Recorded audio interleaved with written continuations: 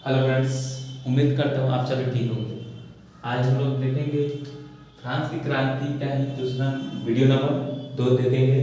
उसमें इससे पहले वाला वीडियो जो था फ्रांस की क्रांति, उसमें हम बताए थे क्या थे, वहाँ की प्राचीन व्यवस्था को बताए हुए थे। ठीक है ना, प्राचीन मैंने फ्रांस में जो प्राचीन व्यवस्था थी उसके बारे में बता रहे। अब हम लोग जानेंगे जो फ्रांस में जो क्रांति हुई थी उसके कारण क्या क्या थे। ठीक है ना, तो पहले हम लोग राजनीतिक कारण देखेंगे। ठीक है ना, उसके बाद सामाजिक कारण, उसके बाद भौगोलिक कारण देखेंगे, यानी अलग अलग कारण थे वहाँ पे।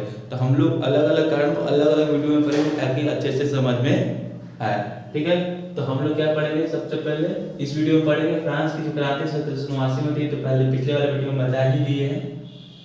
इस वीडियो में हम लोग सिर्फ और सिर्फ क्या देखेंगे, कारण देखेंगे, क्या कारण था, वो भी कौन से कारण देखेंगे, राजनैतिक कारण। कौन सा कारण देखेंगे, राजनैतिक कारण देखेंगे। ठीक है, कौन सा कारण, राजनैतिक। कौन सा कारण देखेंगे, राजनैतिक कारण। ये वीडियो नंबर 2 है। ठीक है, चैप्टर नंबर कितना है, 3। ठीक है, तो इसके एक एक पॉइंट को देखेंगे कि क्या क्या राजनीतिक कारण था फ्रांस में क्रांति होने का। तो पहला जो पॉइंट देखेंगे, कह रहे यूरोप के अन्य देशों के समान फ्रांस में निरंकुश राजशाही था, यानी कि राजा के पास शक्ति। फ्रांस में जो था वो अन्य देशों के समान, यानी अन्य देशों के समान क्या थे, वहां पर फ्रांस में भी निरंकुश शासन देखने को मिलता था, यानी कि राजा के अनुसार शासन होता था, ना कि जनता के अनुसार। इससे जनता बहुत ज्यादा क्रोधित हो गई कि नहीं, राजा है तो है, लेकिन ऐसा नहीं कि अपने मन का राजा, अपने मन से शासन करेगा। जनता भी है, जनता की बात को भी क्या करना चाहिए, मानना चाहिए। क्योंकि क्योंकि क्या था, क्योंकि जनता क्या होती है, जनार्दन होती है। जनता के द्वारा ही क्या करे, शासन को चलाना चाहिए ताकि जनता खुश रहे। राजा को यह चाहना चाहिए कि क्या, यह मतलब कोशिश करना चाहिए कि प्रजा खुश रहे। प्रजा खुश रहेगी तो राजा खुश रहेगी, लेकिन ऐसा कुछ नहीं था। यूरोप में जो था ना, अन्य देशों के अलावा फ्रांस में भी कैसा शासन देखने को मिला था, निरंकुश, यानी राजा के पास शक्ति थे और राजा उसको जैसे मन करता था तैसे करता था। तो यह भी एक बहुत बड़ा कारण था कि फ्रांस में निरंकुश राजशाही था, जिसके कारण फ्रांस में क्रांति हुई।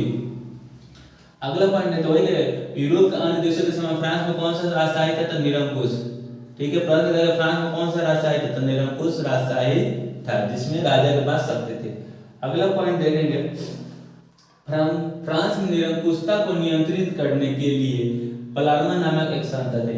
निरंकुश जो शासन व्यवस्था थी उसको नियंत्रित करने के लिए एक क्या थी, संस्था थी, जिस संस्था का नाम क्या था, पलार्मा संस्था। तो क्या निरंकुश शासन व्यवस्था को फ्रांस में नियंत्रित करने के लिए किस संस्था का संगठन किया गया था, एक पलार्मा नामक संस्था था, जिसको गठन किया गया था, किसको नियंत्रित करने के लिए, तो निरंकुशता को नियंत्रित करने के लिए। ठीक है, अगला पॉइंट देखेंगे, पलार्मा एक प्रकार के न्यायालय व्यवस्था थी। पलार्मा जो थी वो क्या थी, एक प्रकार की न्यायालय व्यवस्था थी, जिसका काम क्या था, निरंकुशता पर क्या करना, नियंत्रित करना, यानी राजा के द्वारा लिए गए निर्णयों को क्या करना था, मतलब क्या कर देना था, अनदेखा कर देना। कि राजा के नियम बहुत सारे होते थे, उनके बहुत सारे क्या थे, अपने मन के हिसाब से करते थे, जो कि जनता को अच्छा नहीं लगता था। इसलिए एक संस्था बनाई गई, जिस संस्था का नाम था पलार्मा। इसका काम क्या था, तो निरंकुशता पर क्या करना था, नियंत्रित करना था। क्या नियंत्रित करना था।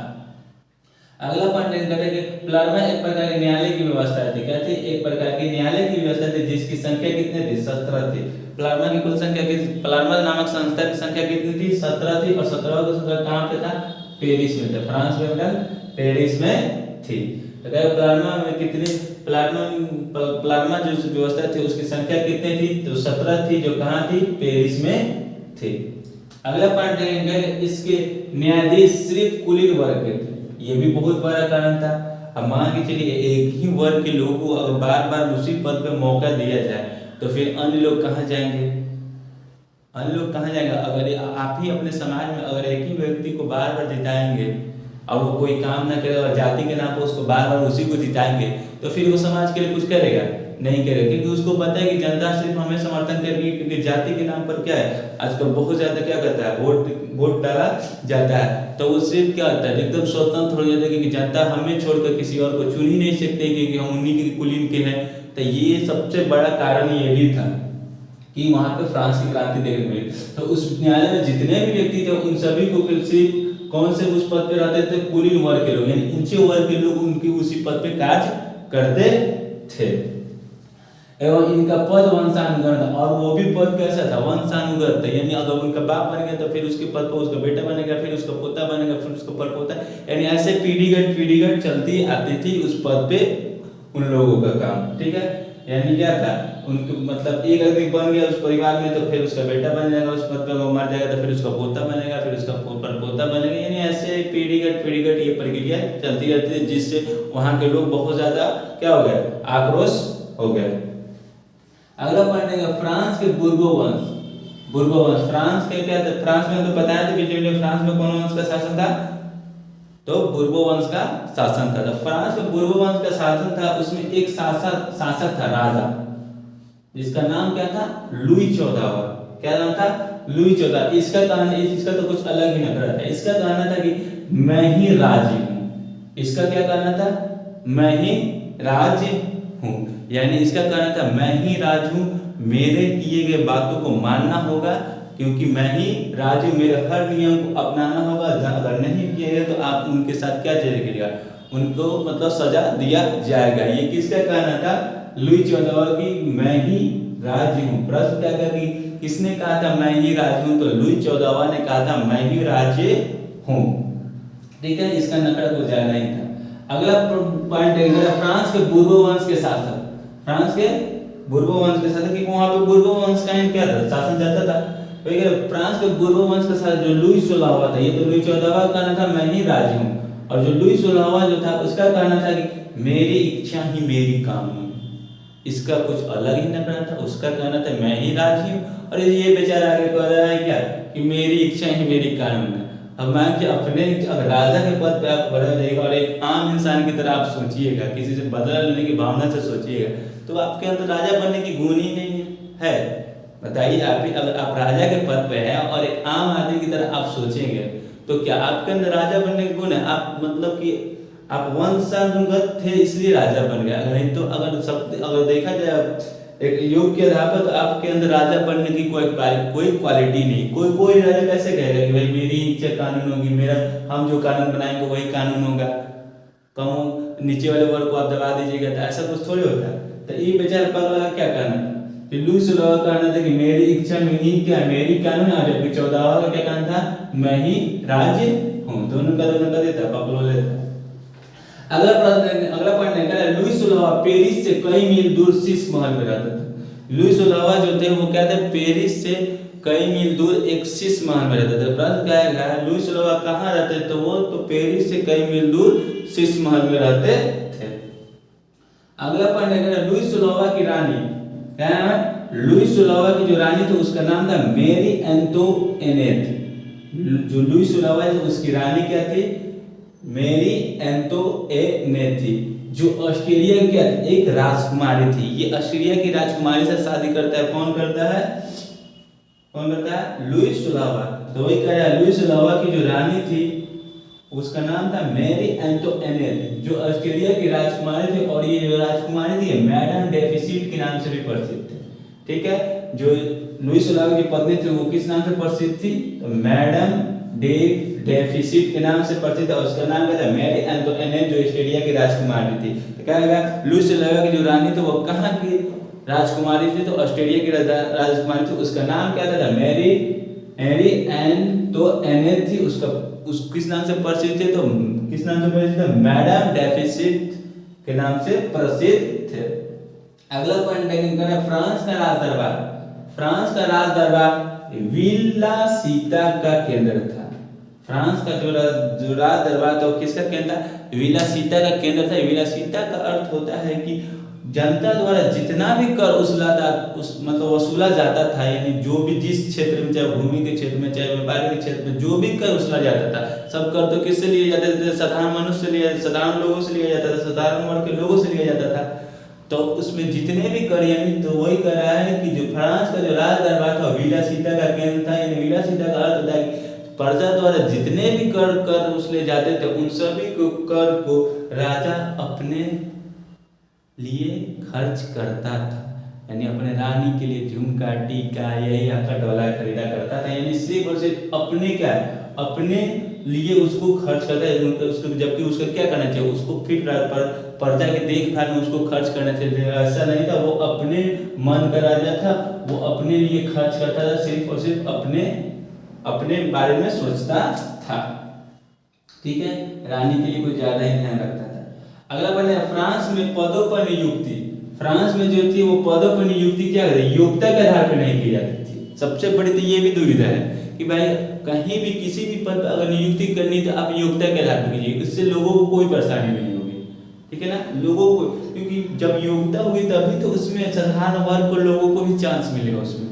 नहीं तो अगर योग्यता के आधार पर जाएंगे तो सभी पैसे वाले आदमी उसमें चलेंगे, जितने बड़े बड़े वर्ग के लोग रहेंगे वही सब चले जाएंगे। तो इसलिए कोई भी पद हो उस पर योग्यता के आधार पर उस पद पे लोगों को बैठाना चाहिए, ना कि बिना योग्यता के आधार पर। नेता के लोगों को भी योग्यता पर बैठाना चाहिए, ये सब पर पहुंच जाता है सब मुंह उठा के। फ्रांस में पदों पर नियुक्ति योग्यता के आधार पर नहीं बल्कि किसके आधार पर, पैरवी के आधार पर थे।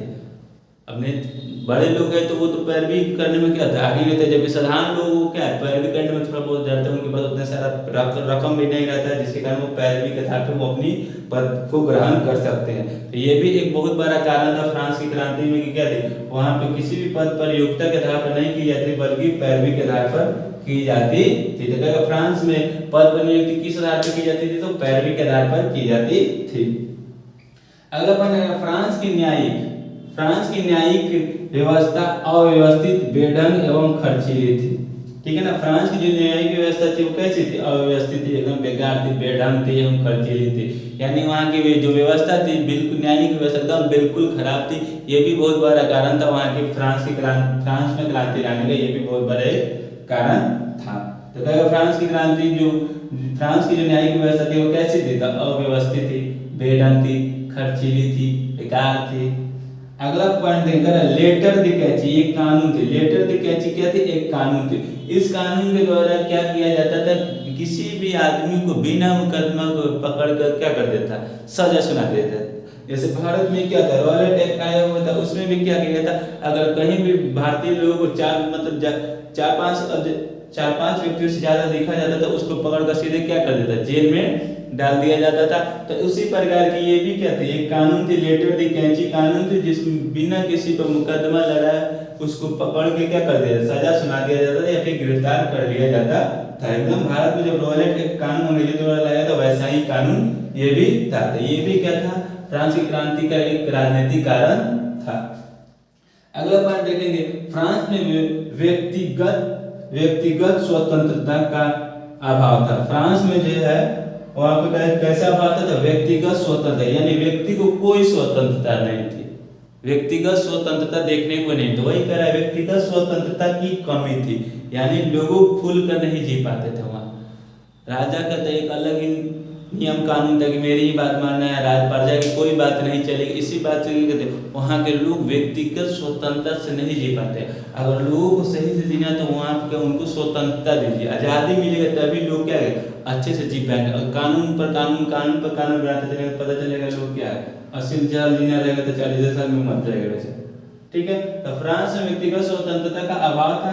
फ्रांस में ये भी कारण था क्रांति के, वहाँ पे क्या था, राज धर्म कैसा था, सिर्फ और सिर्फ कैथोलिक धर्म वाले लोग को ज्यादा दिया जाता था। और फ्रांस का जो राज धर्म था वो क्या था, कैथोलिक राज धर्म था। फ्रांस का जो राज धर्म था कैसा था, कैथोलिक राज धर्म था। फ्रांस में राज धर्म कैसा था, तो कैथोलिक धर्म वहाँ का राज धर्म था। ठीक है, तो ये सभी पॉइंट जो है ये कैसे क्या थे, फ्रांस की क्रांति कौन से कारण थे, राजनीतिक कारण थे। ठीक है, कौन से कारण थे, राजनीतिक कारण थे। फिर अगले वीडियो में हम लोग कुछ दूसरा कारण देखेंगे वहाँ के, या फिर क्या देखेंगे, भौगोलिक कारण देखेंगे या फिर सामाजिक कारण को देखेंगे। यानी आपकी बुक्स लाइन में क्या एकदम पॉइंट बाय पॉइंट को बता रहे हैं। बुक में बहुत सारे पॉइंट है लेकिन जो इम्पोर्टेंट पॉइंट है उसी पॉइंट को हम समझा रहे हैं ताकि आपको ऑब्जेक्टिव क्वेश्चन मिले तो आप बना लीजिएगा। ठीक है, चैप्टर खत्म होने के बाद हम ऑब्जेक्टिव क्वेश्चन भी डालेंगे। ठीक है, उम्मीद करता हूँ कि वीडियो आप सबको अच्छी लगी होगी। ठीक है।